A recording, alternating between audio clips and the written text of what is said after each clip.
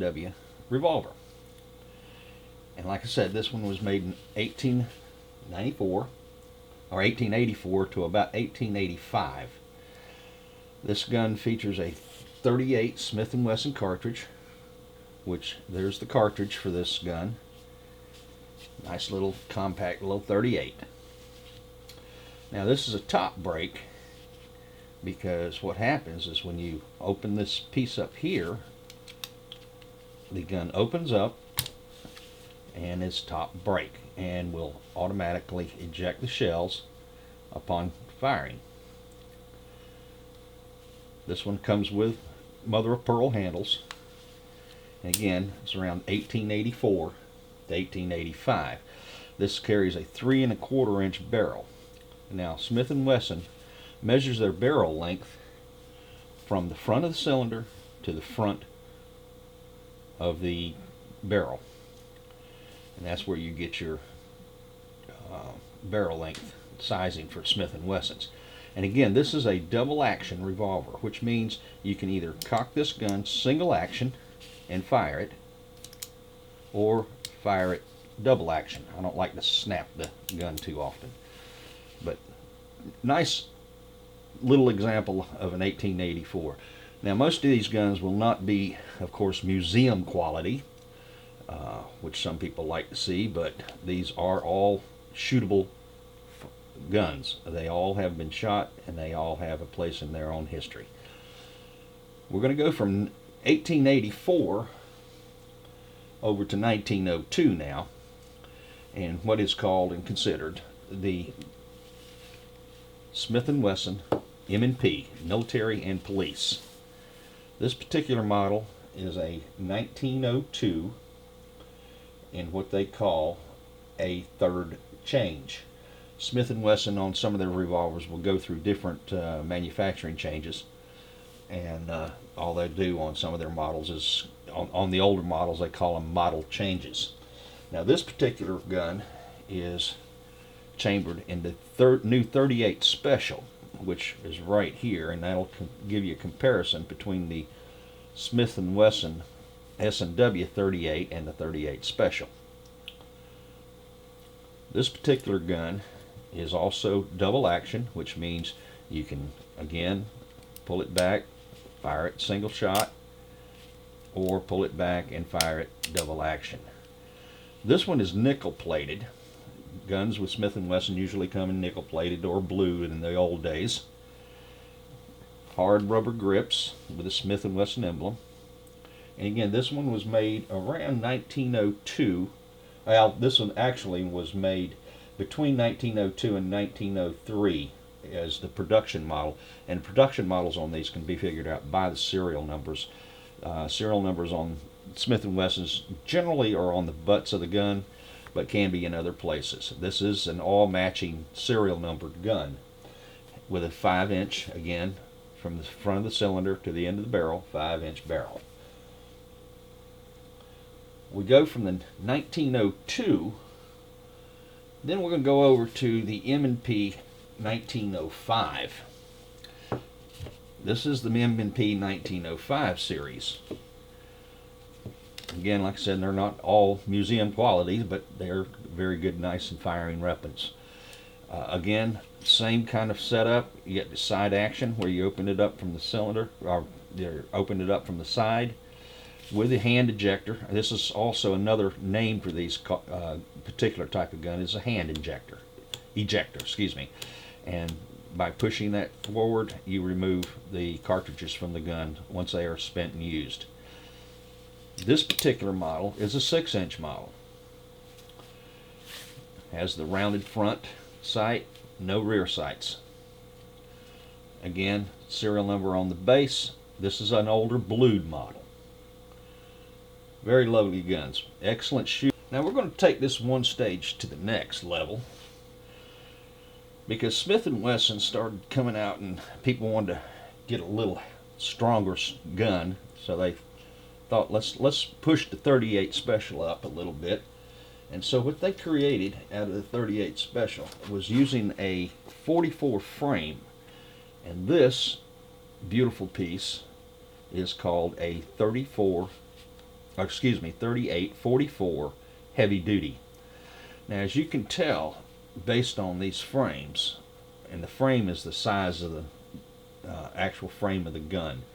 This is an in-frame revolver, and again, the 38 M&P is what's called a K-frame revolver. See this? Notice the difference in the size of the frames. Now, the 38-44 was built on a 44 special frame. Just as one of the most beautiful guns, and probably my favorite gun in my collection of guns. Just an absolute gorgeous piece, and I love the big frame with real ivory handles on it, grips, or whatever you like to call them. There's people like to call them different things.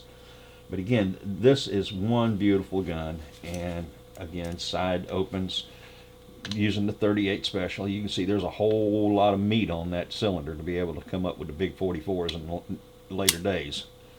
But this is an absolutely gorgeous piece that's one of my favorite in my collection. We'll go from this 38-44, and now we're going from around 1938 to 1939. We're going up a little bit in age.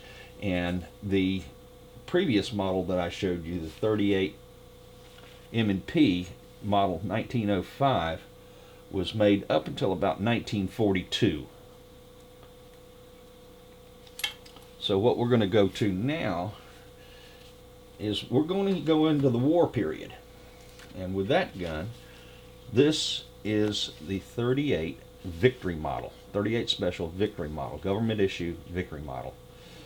This gun does not have the beautiful blue finish that Smith and Wesson is so well known for, but it was made for getting out in the war effort in the 1940s. This particular gun was made in September of 1942.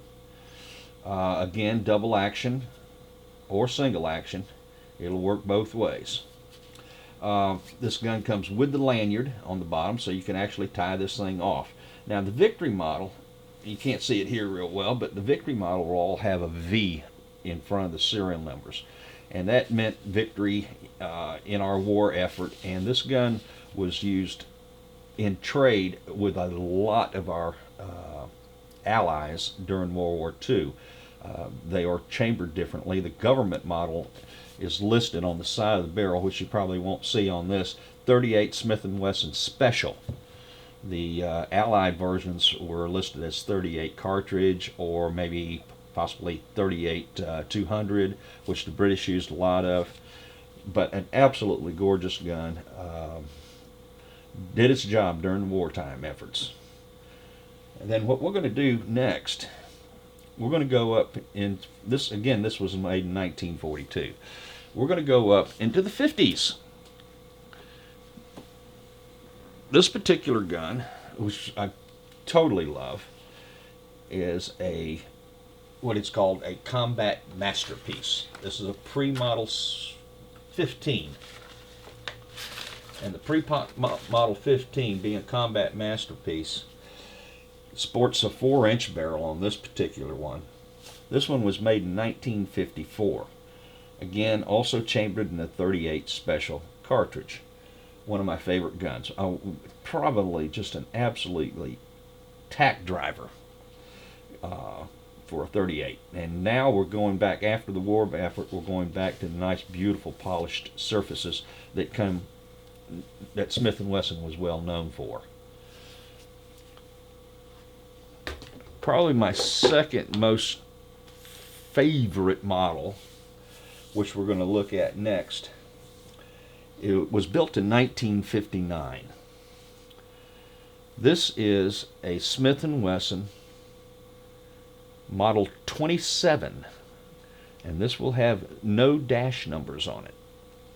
This is the famous Model 27. This is a 5-inch barrel Model 27. And then now we're getting into the just absolutely beautiful, beautiful finishes that Smith and Wesson uses.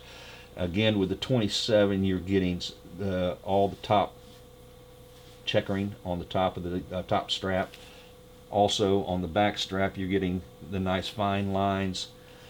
The 27 is probably by far the most famous, most loved Smith and Wesson on the market. We're going to go from there. We're going to show you a couple of other Smith and Wesson Model 27s. Now, we're going to get a little bit out of the date sections, but here is a 1968 Model 27 3.5 inch. Again, one of the ways you can tell some of the older Smith and Wesson Model 27s is you're going to have the pin right here, and then on your cylinders they will be recessed. I don't know if you can see there's a nice little recess in here. But one of the things we're noticing on Model 27 is we're going to take it up a notch on power too. Again, there's the 38 S&W, the 38 Special. The Model 27 is giving you a nice 357 Magnum, which everybody loves, the 357 Magnum. And again, this is one 3.5 inch, and then we're going to throw one over here that's going to go from 3.5, and there's the famous 6 inch. Beautiful gun, just absolutely beautiful gun. Shoots like a dream. Again, double action, and the famous Smith and Wesson. Beautiful, beautiful finish that are on these things. And again, we're going up now to the big 357 Magnum cartridge. Again, these guns are, there's no particular order to these guns. These are, again, my favorite Smith and Wesson revolvers. There's a ton of guns that we're missing out in terms of what Smith and Wesson made over the years. But again, like I said, these are some of my favorite models. We're going to go from this one back over to, this has got to be one of my ultimate favorites. It's a 1979. Okay, this particular gun is unfired. At least, you know, it's never been fired after it left the factory. This is a Model 57 Smith and Wesson 41 Magnum with an 8 3/8 barrel. Again, we're going to step this cartridge up to a 41 Magnum series, and that's now we're starting to get real serious handgun. The 8 3/8 is just a beautiful shooting gun. This one has not been shot, but I have shot this gun, a version of this gun with the 8 3/8 barrel, and it's just a sweet shooting gun. A lot of power. It's just hard to talk about a whole lot about this thing because it's so gorgeous. Again, with the pinned top strap, recessed cylinders, 8 3/8 inch barrel length. Starting to get big bodied here. And I think what we're going to do now, we're going to just show one more gun. We've got a lot of different ones, but I think we're going to show one more gun to show the evolution of what I deem as my favorite Smith and Wessons. And we're going to go with one more gun, and what we're going to do here, we're going to go to Dirty Harry. This is the Dirty Harry. This is a 6 inch Model 29 44 Magnum. At one time, of course, the most powerful handgun in the world. The 44 Magnum is a beast. That's one of the reasons you see the Pachmayr grips on this particular one, because when you shoot it with the wood grips, you'll find out how much you'll enjoy the Pachmayrs. Again, a 6 inch barrel. The actual gun I think used in the Dirty Harry movies was like a 6.5 inch, but this is the 6 inch Model 44 Magnum.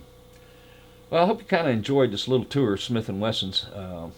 Like I said, these are just my favorite ones, going back from the late 1800s, and this particular model is a 1980. So that's about where we're going from here. 100 years of Smith and Wesson revolvers. I hope you enjoyed it. Have a great day now.